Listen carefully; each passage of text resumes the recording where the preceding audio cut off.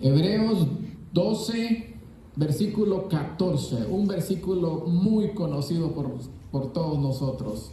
Y dice la palabra de Dios: seguid la paz con todos y la santidad, sin la cual, dice, nadie verá al Señor.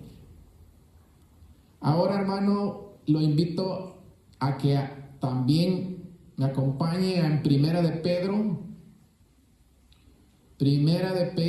1, 15 y 16. Primera de Pedro 1, 15 y 16. ¿Amén? ¿O esperamos? Ok, ¿ya estamos ahí? Dice la palabra de Dios: no como aquel que os llamó es santo, sed también vosotros santos en toda vuestra manera de vivir, porque escrito está: sed santos porque yo soy santo. Hermanos, el Señor diciéndonos que está escrito que Él es santo y que nosotros también tenemos que ser, ¿qué? Santo. Mire, todo predicador debe de tener un gran peso, más en este momento para mí, porque yo soy el encargado en este momento, que no soy digno para empezar, de darle al pueblo no lo que usted quiere, sino lo que necesita. Porque ¿qué pasa cuando uno le da lo que quiere oír al pueblo? Ustedes todos sabemos la historia del sacerdote Aarón, ¿no? Él le dio al pueblo lo que el pueblo quería. ¿Y cuál fue el resultado? Increíble lo que ese sacerdote llegó a hacer, ¿verdad? ¿Por qué? Por complacer a la gente. Por eso es que, hermano, yo, créanme, lo que usted no me crea, yo lo amo. Y como sé el peso que tengo ante Dios, yo me atrevo a predicar este tipo de sermones que son para mí vitales. ¿Me entiende? Entonces, ¿cómo dice el Señor ahí en su palabra? Que Él es santo, ¿verdad? Entonces, la pregunta es: ¿qué es un santo? No es alguien que ya murió, ¿verdad? Y que dice que lo beatifican y que no sé qué. Eso no es. Usted sabe que eso no es, ¿verdad? Según la Biblia. Para usted, ¿qué es un santo, hermano? Lo voy a hacer pensar.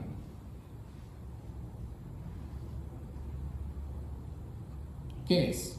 Mire, santo es alguien que se consagra al Señor. Y el Señor hace un proceso como con lo que dice que hizo con el sábado. ¿Qué hizo con el sábado? Lo apartó y ¿qué? Hermano, eso es lo que el Señor quiere hacer con nosotros, y eso es lo que vamos hoy a tratar. Entonces, mire, un santo es alguien que consagrado a Dios, una persona, un cristiano consagrado al Señor, y el Señor lo aparta para un uso sagrado, ¿me entiende? Prácticamente ese es un remanente.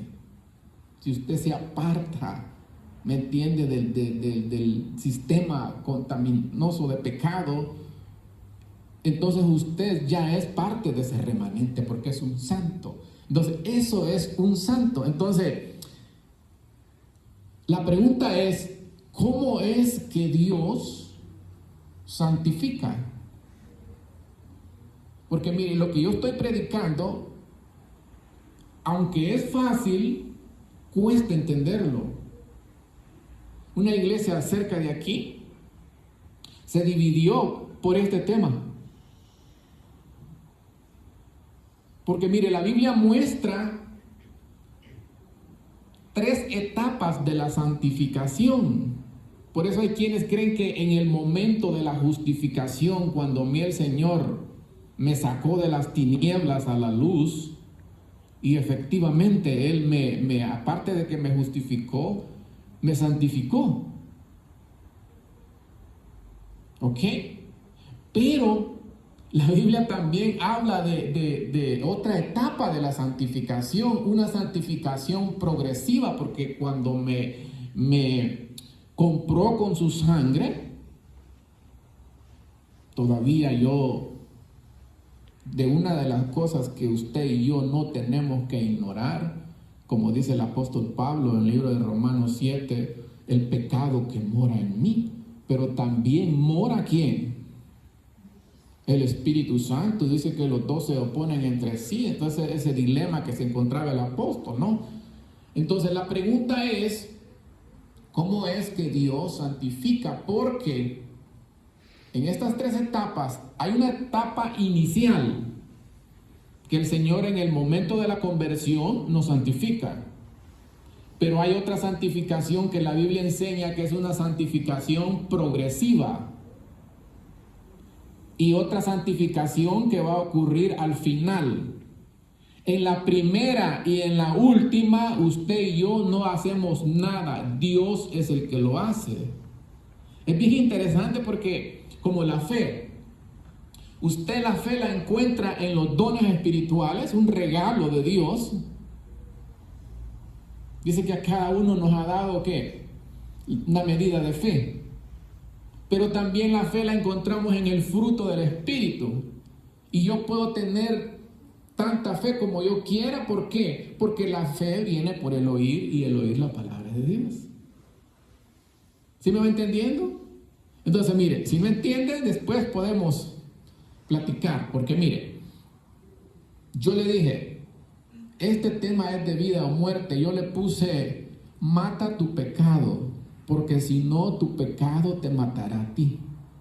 Me invitaron a predicar 2 sábados pasados en el culto divino y le di la información al anciano y después me lo cancelaron porque dijeron que ya tenían otro predicador y yo le dije, no hay problema. Pero me dijo, la vamos a dejar para este sábado que pasó.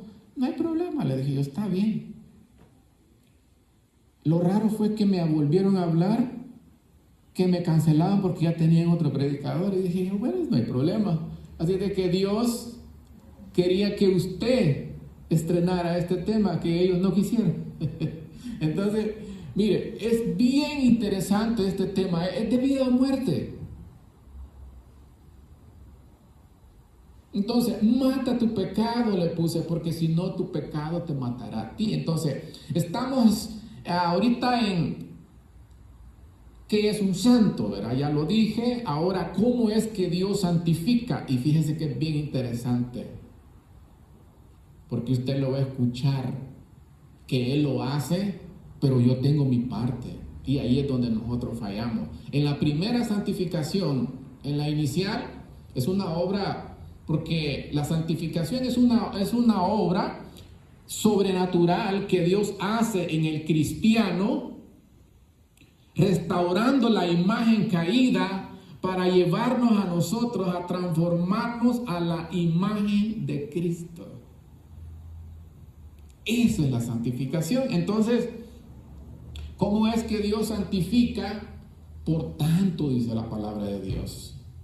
2 Corintios 3:18. Por tanto, nosotros todos, dice, oiga pues, mirando a cara descubierta como en un espejo la gloria de Dios, somos transformados de gloria en gloria como por el Espíritu del Señor. Dios es el que santifica. ¿Cómo lo hace? Por medio de su Espíritu, pero dice que es contemplando a cara descubierta como en un espejo la gloria de Dios. ¿Y cuál es ese espejo?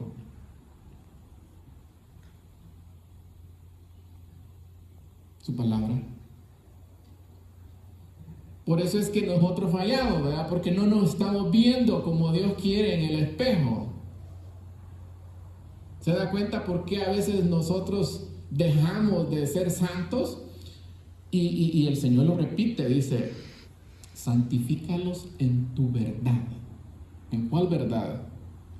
Tu palabra, dice, es que es verdad. Entonces, hermano, Primera Tesalonicenses 5, 23 y 24 es un texto que yo desde que me bauticé le di, hasta que gracias a Dios lo entendí. Y el mismo dice, Dios de paz os santifique por completo, y todo vuestro ser, dice, espíritu, alma y cuerpo, ese soy el yo y usted, sean guardados irreprensiblemente para la venida del Señor. Fiel es el que nos llama, dice, el cual también lo hará. Hermano, es el Espíritu Santo el que lo hace. Pero ¿por qué nosotros no se ve esa santidad que Dios quiere que reflejemos donde quiera que estemos?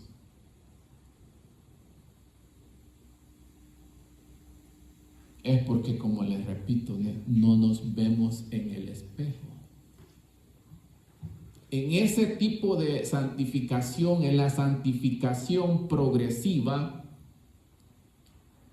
es que nosotros fallamos.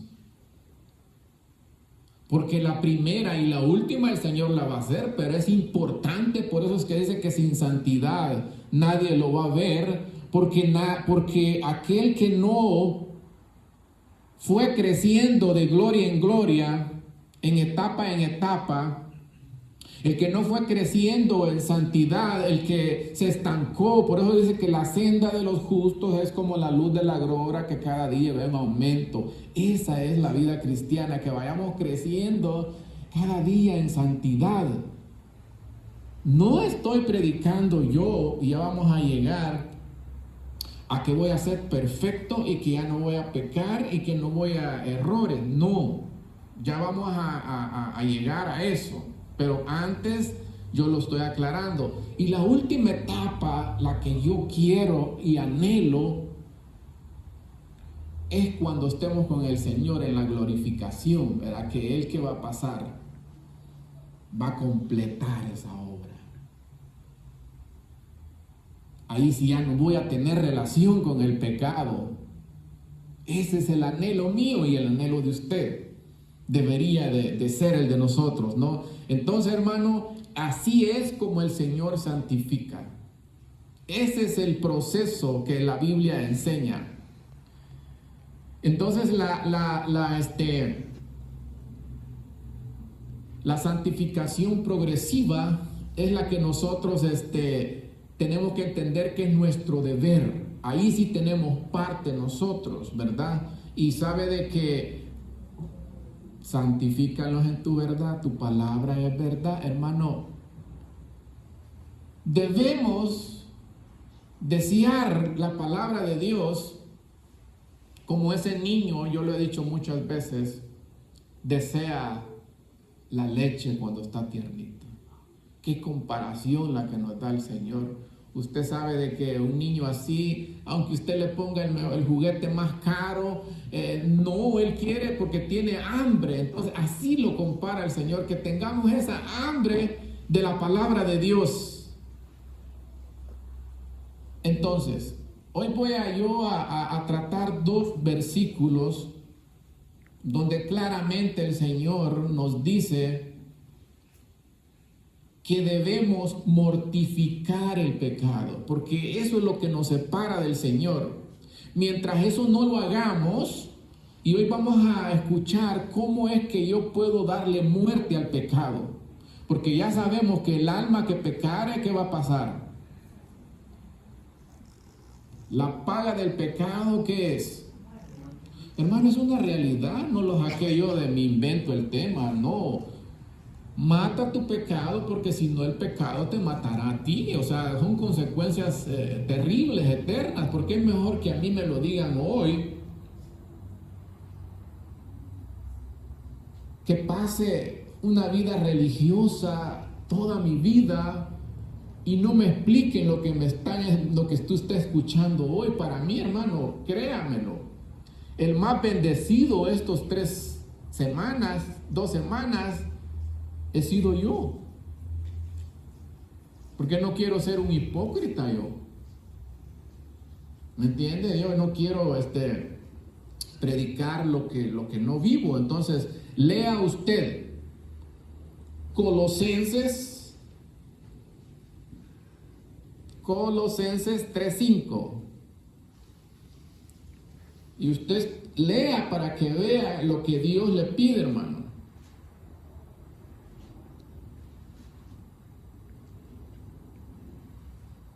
Este es el deber cristiano. ¿Qué dice ahí la palabra de Dios? ¿Quién no quiere leer? Haced, dice que morir pues lo terrenal en vosotros. ¿Qué más dice? ¿Qué más? ¿Qué más?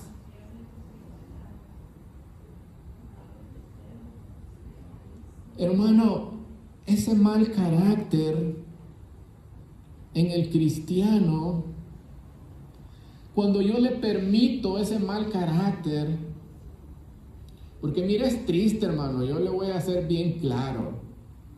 Lo único que nos vamos a llevar, dicen cuando predican, es el carácter. Sí, pero no es el carácter malo. Cuando yo permito que el mal carácter more en mí, estoy permitiendo que el propio diablo more en mí.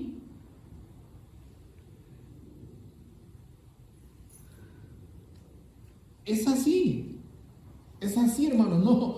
No quiero engañarlo yo y en el día cuando esté con mi Señor, ¿me entiende? Bendito sea el Señor que usted vino hoy. Porque no quieren escuchar este tipo de mensajes que te llevan al corazón, a la ley de Dios que te revela el pecado.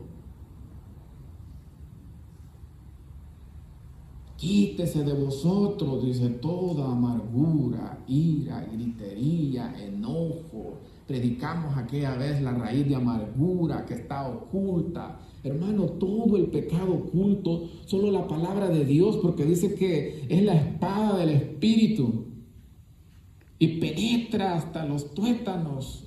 Vi un restaurante yo donde vendían tuétanos de hueso, hermano. Viera cómo se lo sacan de él, Dios mío, dije yo. O sea, solo me acordé de ese versículo. Entonces, hasta allí entra la palabra de Dios para revelarlos. Pero ya vamos a ir llegando porque sí, mire, para no asustarlo, el pecado me mata, pero Jesús me da vida. ¿Ya? Si confesamos nuestros pecados, dice, Él es fiel y justo, ¿verdad? Entonces, hermano, claramente el Señor dice que yo tengo que mortificar el pecado. Yo tengo que darle muerte. Y ya vamos a ver cómo es que Dios dice en su palabra que cómo puedo yo darle muerte al pecado. Porque tenemos que mortificarlo. Y ya va a ver usted que no es que yo ya no peque. No. Pero el pecado ya no va a tener dominio sobre mí. El pecado ya no va a reinar en mí. El pecado ya no va a gobernar en mí. Eso es lo que significa mortificar el pecado. Que yo ya no lo voy a practicar, porque si yo lo practico, por eso es que el mal genio de un cristiano de 40 años de ser cristiano, hermano, cuidado. Entonces, mire, vamos a ir a Gálatas 5:24 porque el mismo pensamiento lo sigue el apóstol Pablo.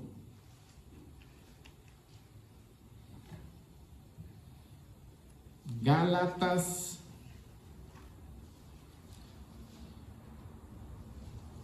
¿ya lo buscó? 5:24. Pero mire, antes de todo yo le quiero decir, hermano, es el deber del cristiano mortificar el pecado. Dios espera que yo ya voy a ver cómo es que Dios quiere que lo hagamos. Ahora bien, hermano, antes de ir a Gálatas, yo quiero decirle qué es matar el pecado. ¿Cómo puedo yo mortificar el pecado? Fíjese que Romanos 6:12 tiene la respuesta que es mortificar el pecado, y dice el apóstol: no reine pues el pecado en vuestros cuerpos mortales para que le obedezcáis. O sea que mortificar es que ya el pecado ya no me va a gobernar, ya no va a reinar. Por eso dice que no reine el pecado en vuestro cuerpo mortales, de modo que le obedezcáis en vuestras concupiscencias. Eso es darle muerte al pecado. No significa que yo no voy a pecar, porque dice el que no tiene pecado hace a Dios mentiroso. Darle muerte, aquí lo dice claramente, que no reine pues el pecado en vuestros cuerpos mortales. Hermano, no te puede dominar. No puedo practicar el pecado, porque dice que el que practica el pecado, dice el versículo anterior al 1 de Juan 3:8, ¿es de quién? Ese es un versículo que usted tiene que saberlo para que cuando yo me esté airando, lo tenga memorizado. Porque sabe, memorizar la palabra para eso es. En los momentos de que yo esté en ira y de enojo, y dice, no, el Señor dice que quite de mí la ira y el enojo. Mire, si usted y yo nos memorizamos, sabe que una de las claves para dejar la ira, el enojo, la amargura, todas esas cosas, memorice esos textos donde Efesios 4:30, 4:31 y 32, Colosenses 3 del 5 al 9, memorícelo. Y cuando usted sienta esas ganas ¿me entiende? En el mundo dice, mejor me muerdo la lengua. Pero nosotros tenemos que tener la palabra de Dios, y cuando esos momentos vengan, no, el Señor dice que se quite de mí toda ira, enojo. Y le va a ayudar, seguro que le va a ayudar. Pero si no sabe, si la Biblia dice, Dios le prohíbe, pues usted sigue la vida como un impío, ¿eh? Porque mire, estos versículos que yo estoy leyendo, el apóstol o el Señor nos los ha dejado a cristianos. Exactamente lo que aquí, ¿me entiende? Como no tenemos ninguna visita, cabal, está para nosotros, exactamente. Bendito sea el día que vino. Entonces, hermano, ese es darle muerte al pecado, que no reine, dice, el pecado en vuestros cuerpos mortales. ¿Sí me entienden? Ahora, ¿qué dice Gálatas 5:24? El versículo que yo les dije. Pero los que son, dice, ¿de quién? ¿Han qué? Con sus pasiones. Hermano, no tenga miedo, léalo. Y yo digo, grábeselo en la memoria. Pero los que son de Cristo han ¿qué? Crucificado la carne con sus pasiones. Por eso es que el apóstol decía, con Cristo estoy juntamente crucificado. O sea, este crucificado que se refiere aquí es lo mismo que estamos estudiando, de darle muerte al pecado. ¿Sí? Entonces, pero fíjense que dice aquí, pero los que son de Cristo. Una gente que no conoce al Señor no lo puede hacer. Solo va a poder mortificar el pecado usted que ya recibió el Espíritu Santo. Por eso es que, es decir, cristianos auténticos, cristianos de verdad. El cristiano auténtico es el que como dice aquí, ¿no? Pero los que son de Cristo han crucificado la carne. Solo el cristiano auténtico ha podido crucificar la carne. El cristiano que no es auténtico, el cristiano que no es verdadero, no ha podido matar, no ha podido mortificar el pecado. Ni va a poder, al menos que se arrepienta y que vaya al Señor en arrepentimiento y fe. Por eso es que dice, pero los que son de Cristo, de Cristo.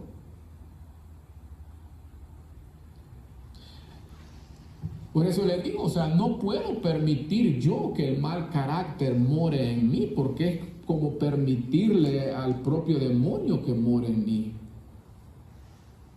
Es grave, pero es cierto, hermano, no puedo. No podemos. Entonces, mire, aquí viene algo muy lindo. ¿Cómo puedo, sería la pregunta, matar el pecado? ¿Cómo puedo yo mortificar el pecado? ¿Cómo cree usted que podemos hacerlo? Ya dije yo, pero hay un versículo que clave. Vamos a ir a Romanos 8:13. Romanos 8:13.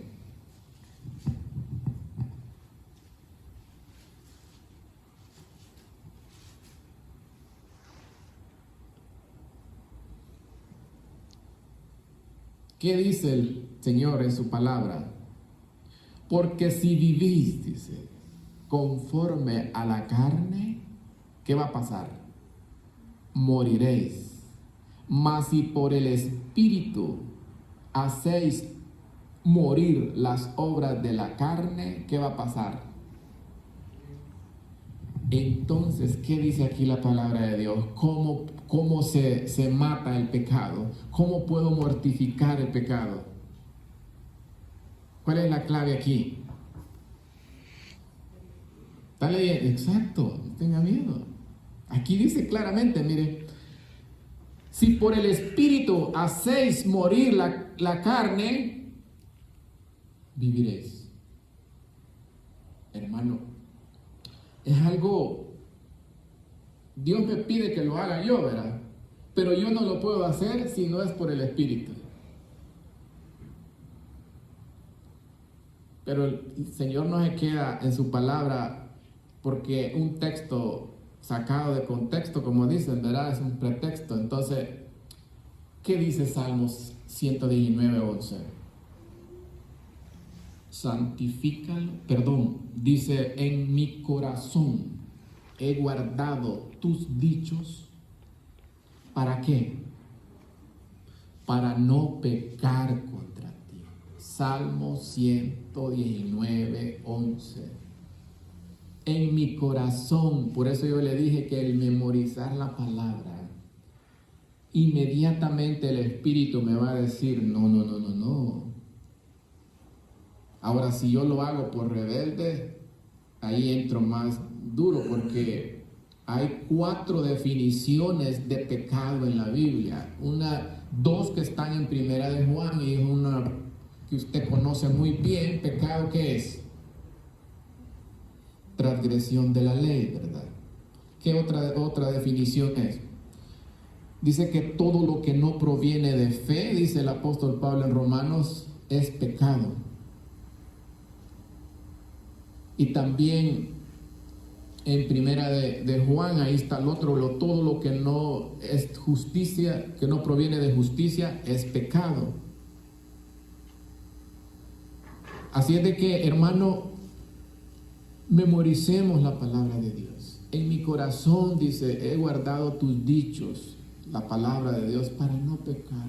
Es la palabra de Dios la que nos aparta del pecado. Entonces fracasamos en no mortificar el pecado, fracasamos en no permitir al Señor que haga esa obra divina que solo Él puede hacer, que es la santificación. ¿Por qué? Porque no nos vemos en el espejo, hermano. Sería interesante que usted haga conciencia, y yo también, de cuánto tiempo yo paso en su palabra. No voy a atacar las distracciones porque usted lo sabe, pero usted puede decir, y yo, ¿cómo va a ser más interesante? ¿Cómo va a ser ante Dios más importante otras cosas que su palabra? O sea, usted sabe lo que Porque cuando dice, en mi corazón he guardado tus dichos para no pecar, en pocas palabras, la palabra de Dios es la que me aparta del pecado. Pero hoy, ¿qué? ¿Qué ha pasado?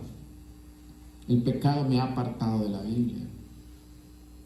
Usted sabe, hermano, ¿verdad? Yo pudiera sacar más, pero pues dejémoslo ahí, ¿no? Entonces, Proverbios 16:6 dice, mire, con el temor de Jehová, los hombres se apartan del mal.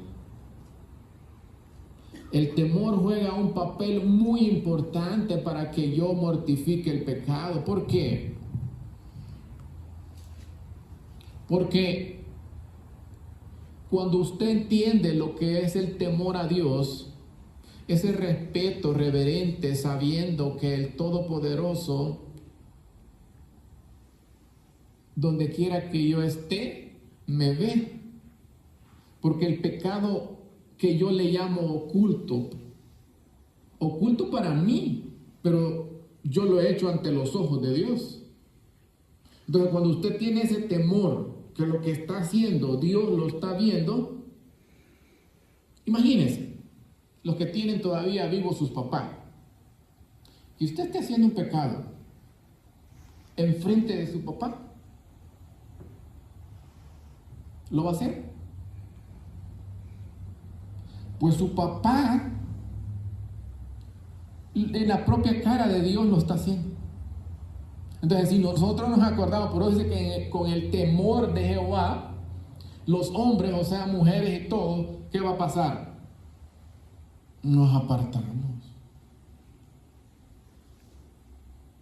¿Cómo estoy ofendiendo yo a mi prójimo, a mi vecino, si Dios me está oyendo? ¿Me entienden? Por eso es que dice que con el temor de Jehová, dice, los hombres se apartan de qué? Del mal, del pecado. Entonces, hermano,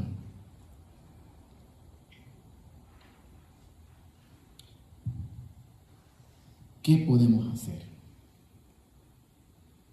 Sí, es cierto, el pecado nos separa de Dios. Sí, el pecado me mata, pero la buena noticia es que Jesús me da vida. Él dice en su palabra, Romanos 6:23, un versículo muy conocido, porque la paga del pecado es que la muerte, mas la dávida de Dios, que es vida eterna en Cristo Jesús. Efesios 2:1. Y Él dice, nos dio vida a vosotros cuando estabais muertos en delitos y pecados.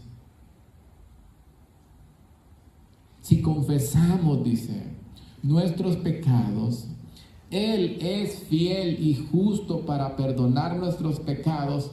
¿Y qué más? Y limpiarnos de toda maldad. Esa es la obra del Espíritu. Hermano, no nos estanquemos. El Señor ya nos ha rescatado de las tinieblas a la luz. Lo que Dios hizo con su pueblo de sacarlo de la esclavitud de Egipto, es lo mismo que con nosotros ha hecho. Nos ha sacado del pecado, porque si hay algo que usted y yo debemos de odiar, es el pecado, porque fue el pecado que llevó a Jesucristo a morir en una cruz. Fue mi pecado que hizo que lo escupieran, lo azotaran. Entonces, lo que Dios hizo con su pueblo hoy espiritualmente es lo mismo que ha hecho con nosotros. Nos ha sacado de la esclavitud, no ya de Egipto, porque Egipto representa ¿qué? El pecado. Me dijo un hermano, ¿y por qué no volvió allá? No, a Egipto ya no vuelvo, le dije. Y entendió, porque sí, era cierto. Entonces, hermano, miren, nos ha sacado de las tinieblas a la luz y nos ha trasladado al reino de su Hijo. Pero miren, que no le pase, ¿por qué no pudieron entrar todos esos que salieron de Egipto? Lea usted el libro de los Hechos 7, Llevaban, dice, estatuillas de los dioses de Egipto. No querían soltarlos. Entonces, ¿para dónde nos dirigimos nosotros hoy? Ya no es una Canaán terrenal. Es algo celestial. Entonces, ¿qué es lo que llevamos nosotros arrastrando de idolatría? Bótelo. Porque si no, no va a entrar, ni yo. Lee allí el pasaje también. No solo ahí está en Hechos. Hechos lo saca del Antiguo Testamento, pero llevaban las estatuas de Ramfín, de los dioses que habían allá, tantos dioses que tenían. No lo querían soltar. Entonces, ¿qué es lo que usted y yo llevamos en ese peregrinar ahorita, en ese viaje? Tírelo. Yo ya dije aquí que para lo único que va a servir el Facebook y todas esas cosas, si no las ocupa legítimamente, es para que el día en que estemos ante el tribunal de justicia, juicio ante el Señor, ante el trono blanco, nos va a decir, ¿cómo es que tuviste tiempo para todo eso y para la palabra de Dios? No. Para eso va a servir. Para eso va a servir. Entonces, hermano, si confesamos, dice, nuestros pecados, Él es fiel y justo para perdonar nuestros pecados. Y no solo nos perdona, sino que dice que y limpiarnos de toda maldad. Hay un pecado que no lo quiere usted dejar, pues déjenlo, porque si no lo va a dejar ese pecado a usted fuera del reino de los cielos. Mátelo. Mata tu pecado, porque si no tu pecado te va a matar a ti. Entonces, hermano, qué lindo, permitámosle al Espíritu que haga esa obra de transformación, porque, hermano, ya el Espíritu nos convenció de pecado, que es una obra que Él hace. Y después Él no quiere que nosotros nos quedemos ahí. Ya escuchó usted, ¿no? Nos santifica al principio, pero hay otra etapa que es que la santificación progresiva, y ahí tengo parte yo, y ahí es donde fallamos, y a eso es donde se refiere el Señor, que dice que sin santidad, sé santo porque yo soy santo. En toda vuestra manera de vivir, porque escrito está, sé santo porque yo soy santo. Entonces la obra del Espíritu te convence de pecado, pero no te deja ahí, te limpia, te purifica, te santifica, y después ¿qué? Te va a dar un ministerio de su cuerpo, ¿me entiendes? Por eso hay tantos dones. No te puede entregar la comisión divina, que es la ganancia de las almas. Entonces, ¿por qué no vemos ese fruto en el cristiano? Fácil. ¿Cómo Dios va a usar un vaso que no esté santificado? Un vaso sucio. Imaginen un Dios santo. ¿A quién se le ocurre que Dios lo va a ocupar? Porque todos esos que salen, que son apóstoles, que son no sé qué, me dijo un familiar mío. Pero es que yo quisiera que, como antes salíamos a cosas, ¿verdad? De lo que uno hace cuando no conoce a Cristo. Solo me hablas hoy de la Biblia y yo no quiero eso, me dijo. Qué bueno que vinieras y habláramos de eso. Yo tengo, me dijo un amigo que es apóstol, íbamos, me dijo, a los conciertos, al estadio, pero él nunca me habla de eso. Terrible, ¿eh? Llamarse apóstol, como Dios, eso es quien nos ocupa es el diablo. Ok, hermano, entonces, sí. El pecado te mata, pero Jesús te da vida. ¿Qué le parece? ¿Qué queremos? ¿Vida o muerte?